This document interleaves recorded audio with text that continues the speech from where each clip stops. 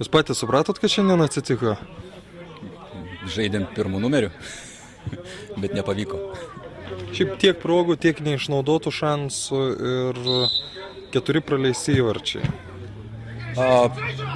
Taip, atidavėm, kaip sakant, iniciatyvą jiems gynyboje žaisti. Pasilikom 2 žmonės realiai ir paprastos klaidos, lėmė tos tokius kvailus įvarčius. Rikošetas vienas buvo, kitas prasimetimai tokie jų. Nemokam žaisti mes antrų numerių, visą laiką puolame ataką, stengiamės kažkaip įmušti, šiandien nesisekė pataikyti, jų vartininkas iš tikrųjų ištraukė tokius mirtinus įvarčius, tai manau dėl to. Tai kas pagrindinė problema - taktikos pasirinkimas?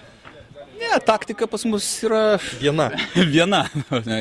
Kuo daugiau bare išgerti alaus. Juokauju.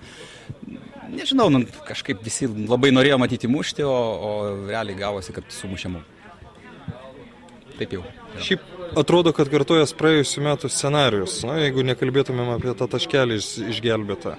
Aš manau, kad mums reikia grįžti prie pirmų varžybų taktikos iš tikrųjų. Mes po pirmų varžybų šiek tiek jautėmės nugalėtojai, nors iš tikrųjų taip nebuvo. Buvo 1-1, o dabar vėl strimgaliais puolėm į priekį.